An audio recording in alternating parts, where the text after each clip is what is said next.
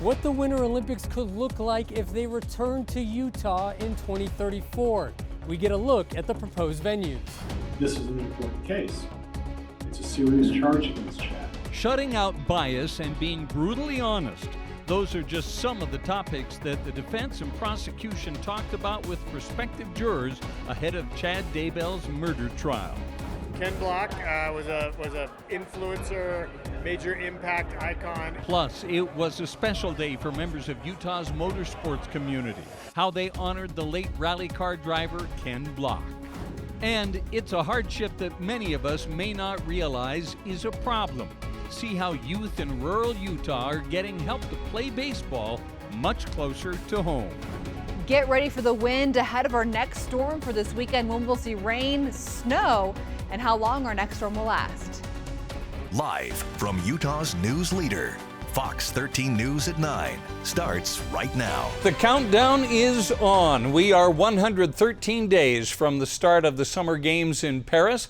It's during that time that we'll find out where the Winter Olympics will be held in 2034. And Utah is the front runner in that race.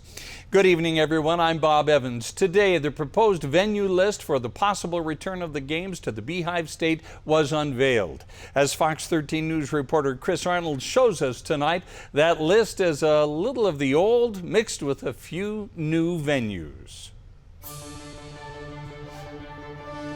I had the dream of being in the Olympics from the time I was about 14 to 15 years old in a different sport. Derek Parra grew up an inline skater. In 2002, his Olympic dream as a speed skater took center stage right here in Salt Lake City. That was my Olympic moment on the stage that night when I received my medals. In world record fashion in the 1,500 meter event, Parra took home gold, as well as a silver medal in the 5,000 meters.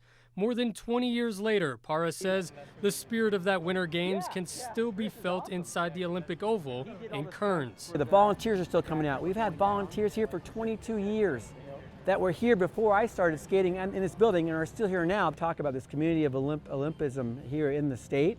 And that's in every venue, up at the park, up at Soldier Hollow. We have people coming back year after year, still wearing their jackets from 2002, their volunteer jackets. On Wednesday, as a decision who will ultimately get the 2034 Winter Games draws near, the Salt Lake City, Utah Committee for the Games released the official proposed venue list for the event. One of the unique aspects of our proposed bid is the strengths of having all of these existing facilities. We don't have to build anything new. Colin Hilton is the president and CEO of the Utah Olympic Legacy Foundation. Of the 13 proposed venues, 11 were used during the 2002 Games for skating and skiing events, including the Olympic Oval and Olympic Park.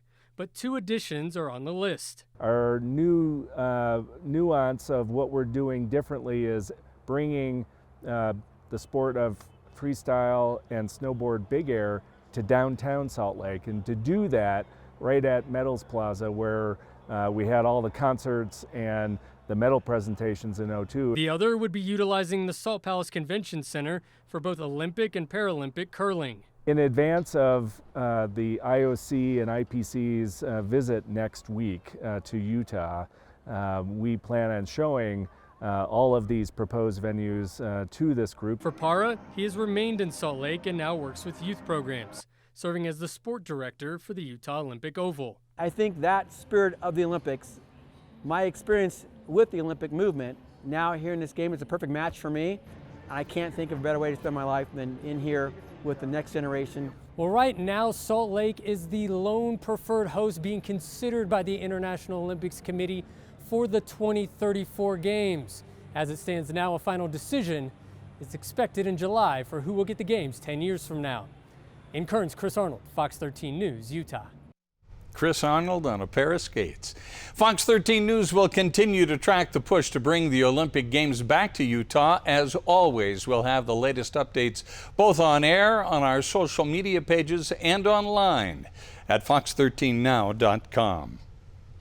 We are one day closer to seating a jury in the Chad Daybell murder trial in Boise. Today saw a group of 17 prospective jurors escorted into the courtroom, one more than the designated groups of 16 because the person who missed their slot yesterday was there today. 6 members declared hardship and were excused. leaving the remaining 11 members to answer questions as a group. The prosecution focused on honesty, while the defense talked about bias. And also, at some point, if you're selected as a juror, you're going to go back once you're instructed by the judge and start deliberating with each other. And we want to ensure that anyone serving on the jury can be brutally honest.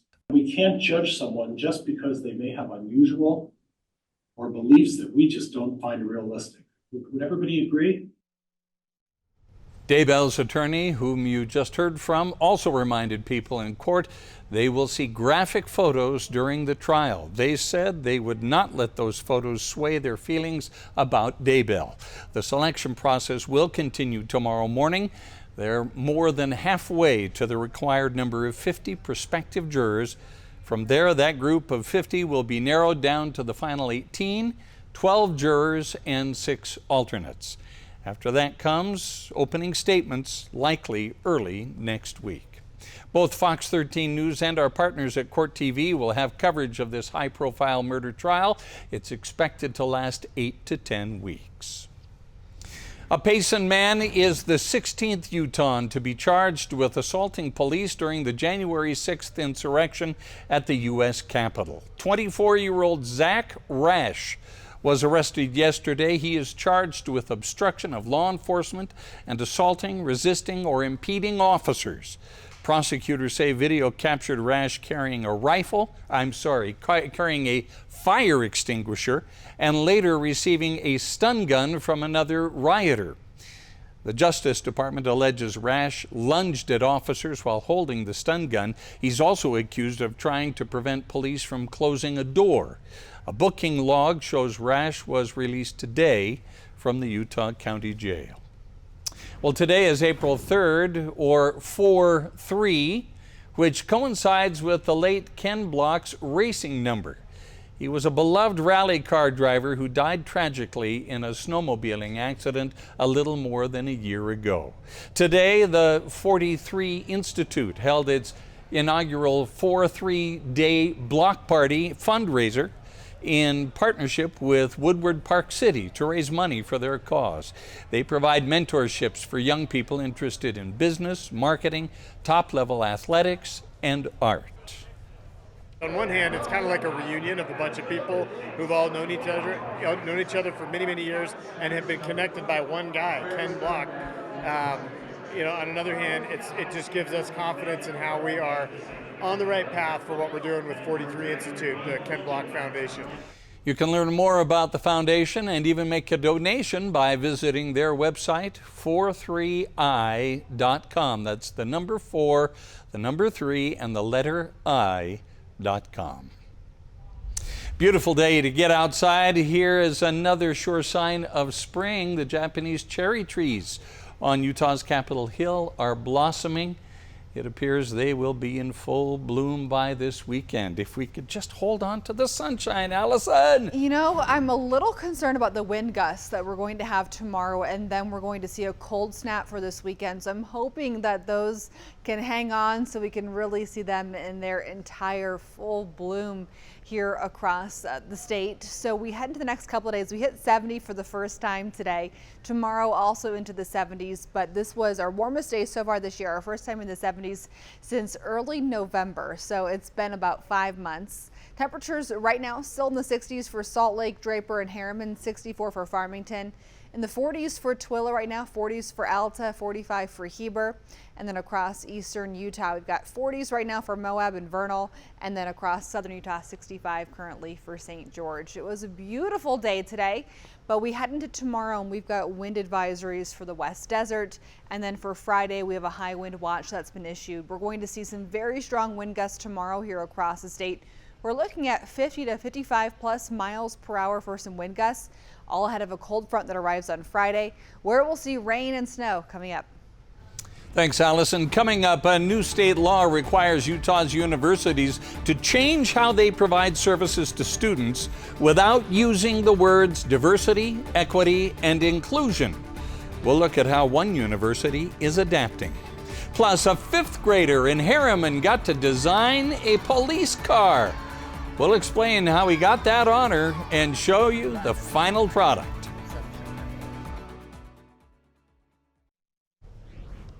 Universities around the state are working to change their diversity, equity, and inclusion offices and initiatives after a new state law passed the legislature this past session. The law requires universities to change how they provide services to students without using the words diversity, equity, and inclusion. Del Beatty at Utah Tech explains they have a working committee of about 7 to 8 people, which includes faculty members and students, to help figure out the right steps forward. The deadline to make changes is July 1st. As we read through the legislation, in many ways it can be reassuring, because it's like, well, we want to provide services to all students, which we do. And so it's forcing each institution, including us, to really examine and look at what are the best practices to meet the needs of all students.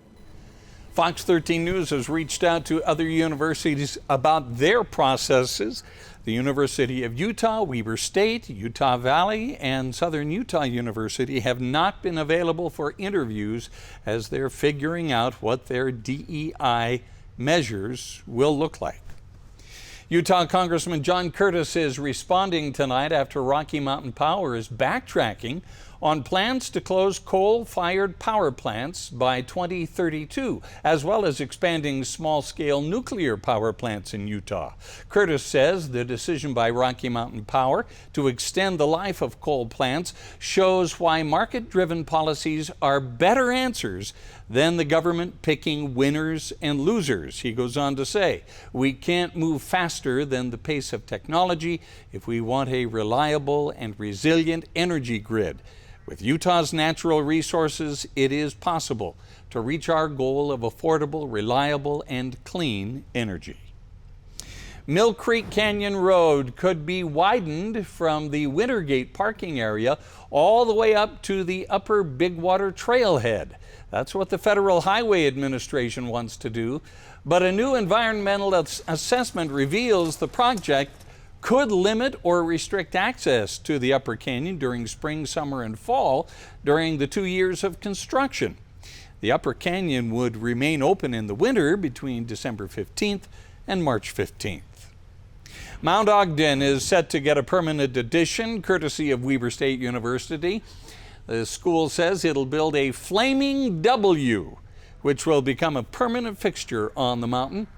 For the past 45 years, Weber State would light an electric W during homecoming week. The installation is set to be solar powered and will light up with purple and white lights. Construction is expected to begin this summer. Last night we showed you the amazing story of a Wayne County teen who hit a home run his first time ever at bat. As you might remember, Trey Butler is one of many kids living in rural Utah who have to travel for hours every day just to go to school and play ball. Well, tonight Fox 13 News reporter Jenna Breeze shows us how new fields could be a game changer for the young players. You got to be tough to play baseball here in the springtime. Despite being a small rural community, Roger Bryan says Wayne County has a history of producing star athletes. We're a fairly poor county. We're 97% public land. Our girls are starting to play softball quite a bit. There's no place for them to practice. We've even practiced in the rodeo trail. Most families traveling at least an hour, sometimes 3 or 4 days a week, just to make it to the only ball fields in the county. The kids, they miss out on a lot because we're kind of away from everyone. We're so rural. It's hard for them to be as involved in as much. But maybe not anymore. Jaquel Pace says thanks to an anonymous donation 3 years ago, Wayne County was able to create 2 new baseball fields in Loa near the county fairgrounds. This family that donated the funds, they were huge baseball fans. They would travel all over the United States and the world to watch the game of baseball, and that they were been looking for quite some time to find the perfect community. And when he come across Wayne County, he just knew. He knew that these kids needed this ball field, and that these families would have years and years of lots of fun and adventure ahead of them. Tonight was the first game on the new Gigi's Ballpark for the Wayne Badgers. And while they might not have won, Pace says they definitely had the most fun. Jenna Bree, Fox 13 News, Utah. That is so wonderful that they're going to get a chance to play a little closer to home. That was a great story last night that Allison did on Trey Butler. Oh my goodness, can you imagine you're in 7th grade, you play baseball for the first time ever and you hit a home run over the high school field. Over the high school fence, yeah. The first time at bat. It was an impressive That's crazy. story, yeah. That is crazy. Well, great Thank news. you for bringing it to us. Yes, for sure. Great news for those kids in Wayne County, and that is one of the most beautiful places here in Utah. We have so many gorgeous places, and we head into this weekend and we're not going to have the gorgeous day that we had today. I hope you enjoyed it. We had our first 70-degree day in 5 months here in Salt Lake. Still in the 60s currently here in Salt Lake. So as we look at the forecast into tonight and tomorrow morning, we're going to have our temperatures really not that bad. We've got upper 50s for Ogden right now, 56 degrees currently in Provo. And then as we look at temps just across the board, rather mild. This is still warmer than a typical high for this time of year, and it's already almost 9:30 at night. So tonight, mostly clear sky. Wind really ramps up tomorrow, especially in western Utah. Very gusty through the state tomorrow and into Friday ahead of our cold front. For the Wasatch Front this evening, our temperatures will bottom out probably in the low 50s here in Salt Lake City. So as you wake up tomorrow morning, not bad, although a little breezy, becoming very windy tomorrow afternoon. So temperatures throughout the morning rising close to 60 degrees by 10 a.m. under mostly cloudy skies. So today we had the 70, we had the sunshine, and it was just a top-notch day.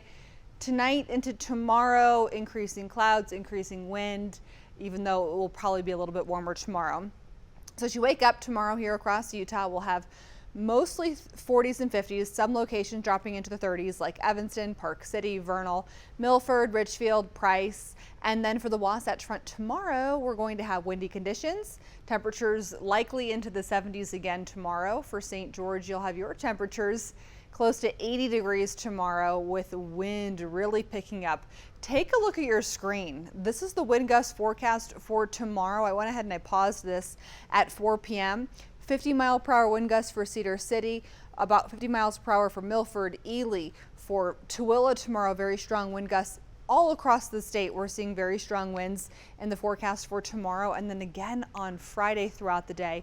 We'll see that focus even more so into Colorado and eastern Utah, but we are going to have that wind howling for a few days. Tomorrow's temperatures again into the 70s, just windy here across the region, and that's all ahead of a cold front that arrives midday on Friday. For St. George, mid to upper 70s tomorrow.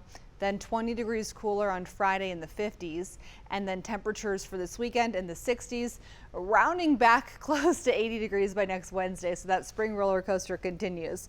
For the Wasatch Front, sunshine for today was basically the best. Increasing clouds tomorrow, increasing wind, and then we're going to see the clouds really sticking around for the most part through the weekend. And then by next week, sunshine will be returning. We're going to have those temperatures back into the 60s next Wednesday. But first, we've got some chances for snow this weekend, even here in the valleys. We'll have more on that coming up later in the hour. We'll be right back.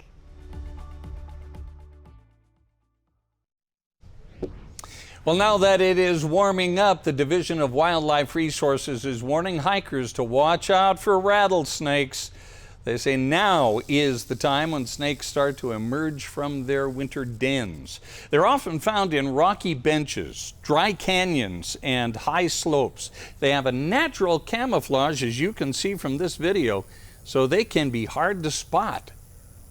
If somebody encounters a rattlesnake, we recommend you stay calm and stay at least 10 feet away from the snake. Don't try and kill the snake, because doing so will greatly increase the chance that it would bite you because you're getting closer, right? So give it that 10 feet of space. That'll keep you safe.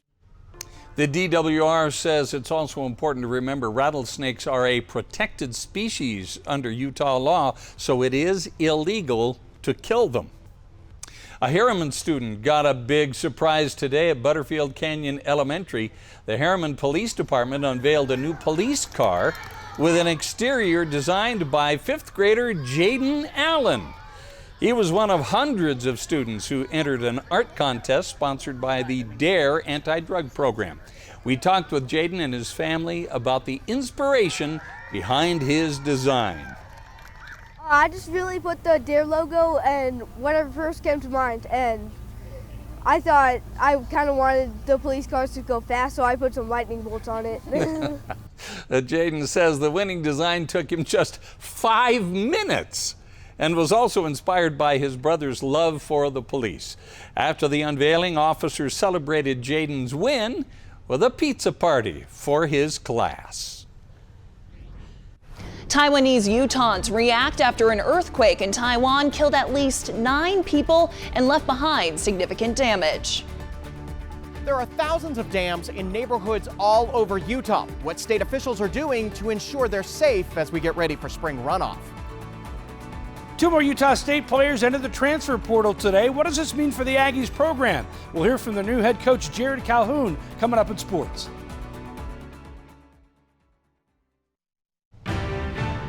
Two breaking news stories for you right now. Fox 13 News has just learned the Florida State Senate president's husband, First Gentleman John Passidomo, has died while hiking here in Utah.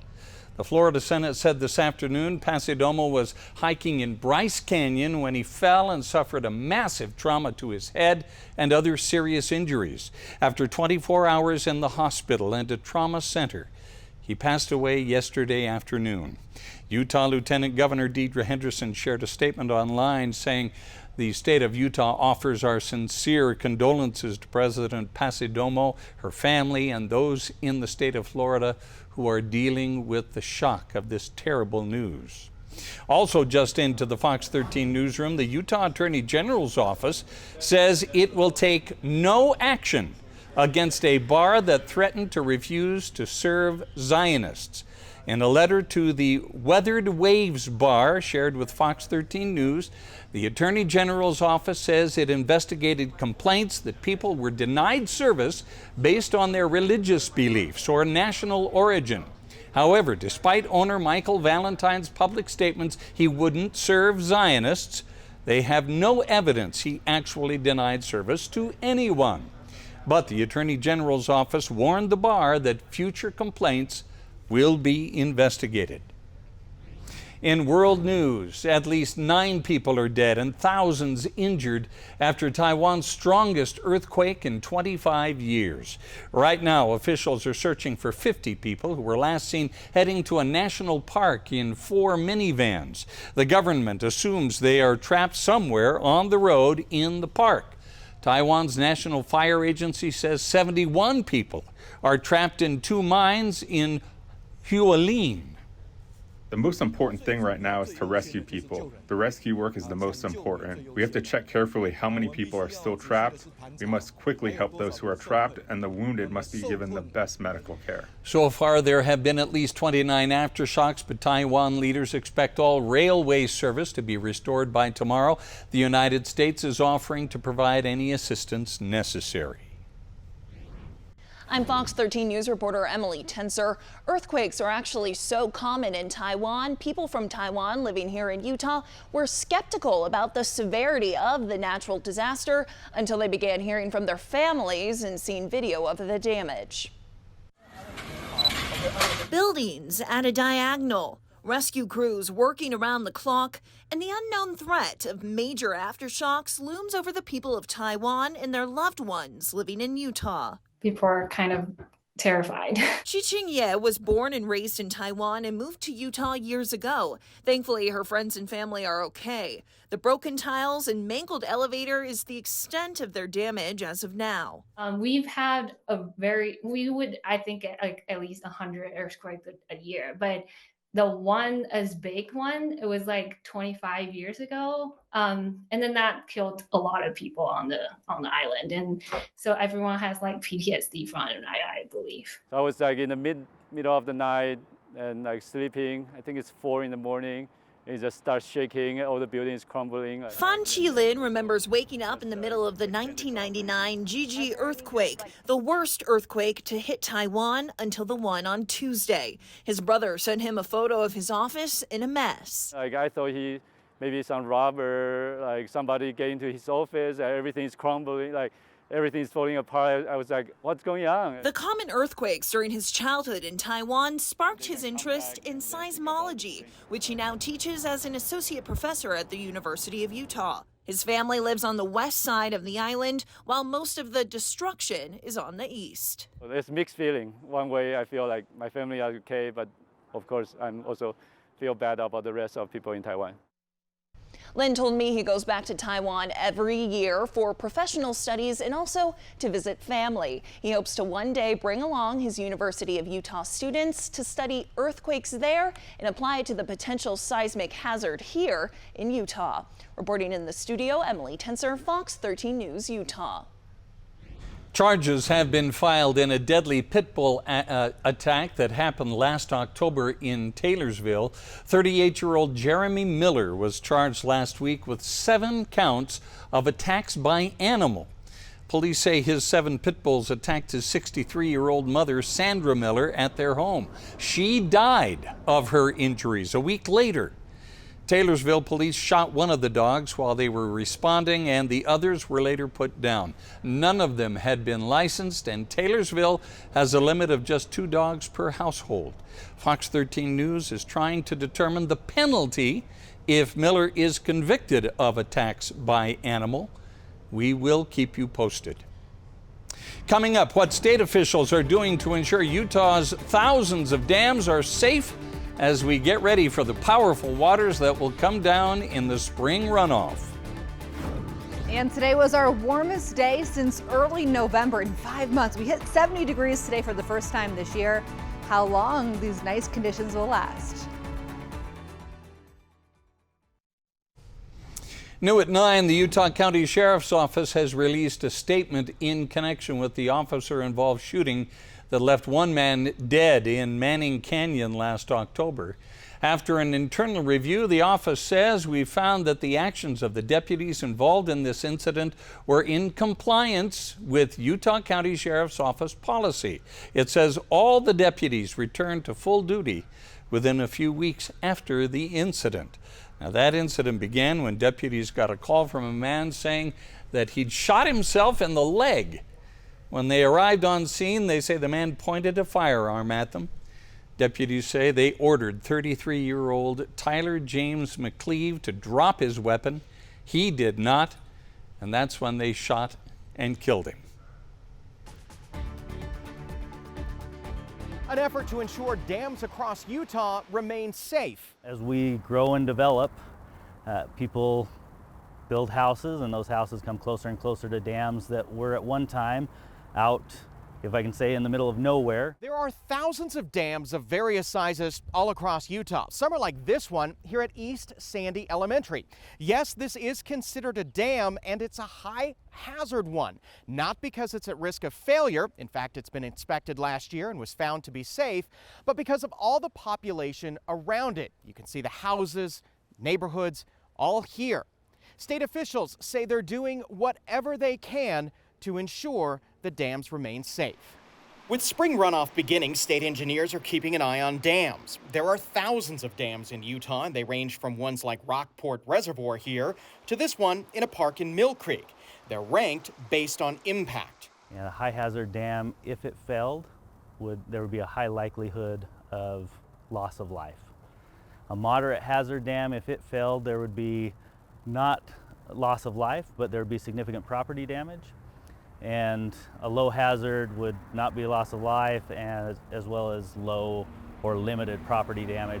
The Utah Division of Water Rights estimates there are just over 200 high hazard dams in the state. That number is only increasing as development moves closer toward them. I don't want people to get confused or concerned.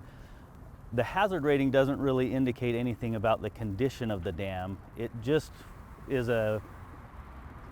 it's a remark on what would happen if the dam failed. But the state insists none are at risk of failure thanks to annual inspections. The Board of Water Resources gets $3.8 million appropriated every year from the legislature to address these high hazard dams. Candace Hassenjaeger is on that board. She says the Utah State Legislature did spend millions recently to tackle dam safety needs. The legislature has appropriated one-time money of about $62 million into the dam safety program, but we just know it's not enough. We're not keeping up with the demand, because one of the other tricky parts is as we have additional growth and development where maybe a dam has been, maybe historically it was a medium hazard dam, but as growth moves in, it then becomes a high hazard dam. So as we get ready for the spring runoff, something to keep an eye on. While out filming this story, we met Trisha Anderson, a professional dog walker, and she had this advice for anyone taking their pets out this time of year. Make sure your dogs are leashed at this time of year if you're going to areas where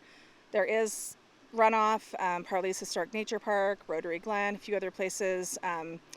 Don't assume that just because you can take your dogs there off leash that it's not dangerous. In Sandy, Ben Winslow, Fox 13 News, Utah. With a smile and positive attitude, one woman has dedicated her life to a farm animal sanctuary in Harriman, sometimes at the cost of her personal relationships. Coming up, watch as the Fox 13 Dream Team surprises Lindsey Armstrong. A lot of changes are happening with the Utah State basketball programs, with new coaches for the men's and women's teams and players entering the transfer portal. Two big names added to that list today. We'll hear from new men's head coach Jared Calhoun coming up at Sports.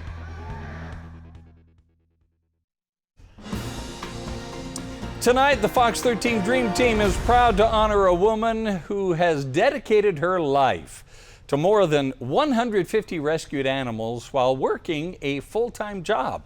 Fox 13 News anchor John Franke and the Fox 13 Dream Team caught up with her on her sanctuary farm.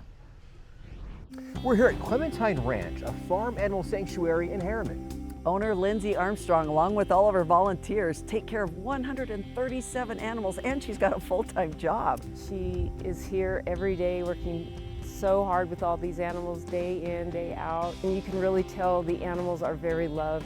And the Fox 13 Dream Team is proud to recognize Lindsey and all of her hard work. Lindsey, come on over here. Hi, Lindsey. Hey, Lindsey. We're glad you're smiling. So I'm John Franke with the Fox 13 Dream Team. Come here. We're going to put you right in the middle, turn you around. How are you? I'm good, how are you? It's a little shaky. I know. Any idea why we're here right now? I don't know. Well, we're with the Fox 13 Dream Team, and we wanted to recognize you for all the work you do here at the sanctuary. Aw, thank you so much. And we're joined by Charlene Wells with Mountain America Credit Union. Hi. Hey, Lindsey, you do so much good here for all these animals and all these volunteers that want to help you. You are so selfless. We want to recognize you. I've got, not very many people get a gift bucket, but you do. Yes. And this is probably your favorite store. So we have $1,000 at IFA for you. And then a few other things to pamper you. There's some gift cards to Zodiac Spa, because you need to be pampered, right? And some gift cards to Aubergine Restaurant. Oh, we love Aubergine. Do you think you could enjoy those for a little bit? Take a little bit of time away from your animals. Thank you so much. And some hats, and there's horse treats and chicken treats and some jerky and just some fun things. So it's your own little bucket. Thank you. It's a little heavy. Much. Oh, it's amazing. Thank you so much. You are so welcome. You. This is so fun. It's been fun looking at some of your animals here. Thank you so much. Thank you. I'm sorry I should ask you a hug. I'm sorry. I'm getting better about asking. But No, but hi. tell us about the work you do here. Yeah, tell us about it. Well, so we're sanctuary. We're home to 137 animals who've all been rescued.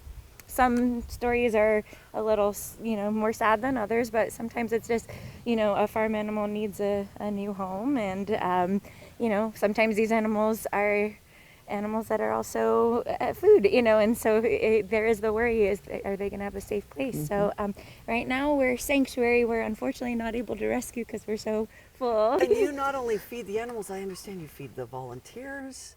Oh, I wish we could more. We are going to have a volunteer appreciation. Shirley, our volunteer coordinator, we're going to have a barbecue for them coming up. And I wish we did more for them. I have to be honest, I just, I've fallen short in nurturing my personal relationships since we've You've taken got a this over, full-time so- job and you're doing this. Yeah, How in the world? Well, no, like I said, I fall short with the humans. So to think that anyone thinks They love you. I'm doing a They good love job. you. It, We can it feels see really that. nice. So thank you so much.